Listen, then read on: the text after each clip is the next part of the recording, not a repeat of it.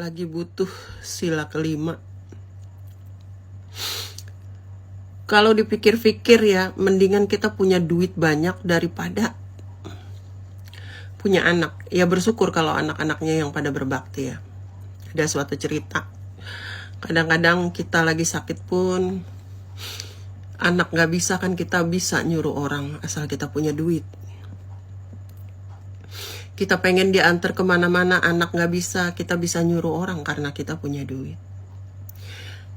Anak selalu bilang, mengingkari kelahirannya bahwa dia tidak minta dilahirkan. Sama. Saya pun, atau ibu-ibu yang lain pun, gak akan minta anak yang seperti itu. Kalau tahu, anak yang seperti itu yang nyakitin hati orang tuanya, selalu bikin nangis orang tuanya, kita matiin dari masih kecil. Ngapain kita urusin, ngapain kita gedein? Karena apa? Ya kita nggak tahu anak kita tuh nanti gedenya bakal bagaimana.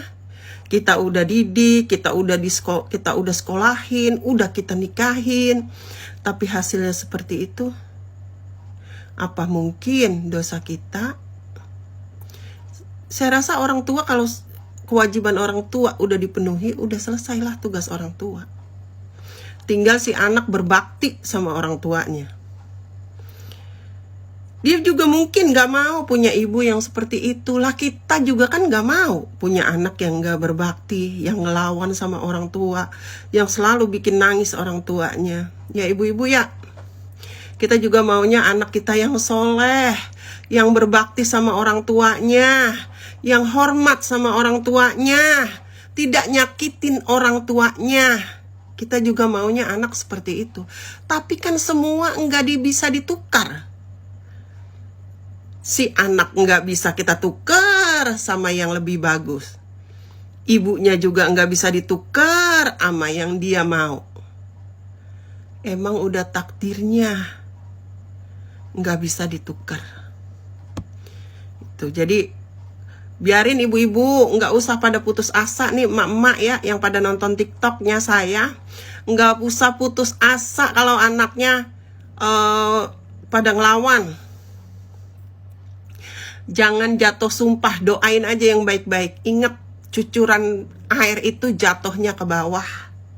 Nanti juga dia bakal ngerasain, punya anak bakal ngerasain sakit yang kita rasain ketika dibentak anak, ketika dibikin sedih anak. Nanti ngerasain.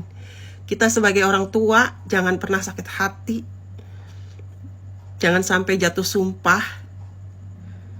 Udah, tapi teman saya nih tadi dia nangis cerita bahwa anaknya tuh sudah melampaui batas dan dia mohon kalau memang ada hukuman buat anak yang durhaka kepada ibunya, hukumlah. Ya Allah, agar dia tidak menyakiti hati saya lagi, katanya gitu. Saking tuh temen gue udah sakit hatinya sama anaknya. Ya, mudah-mudahan anak-anak kita gak seperti itu ya, emak-emak semua. Semoga anak-anak kita anak-anak yang soleh, yang berbakti sama orang tuanya, yang enggak menyinggung perasaan orang tuanya.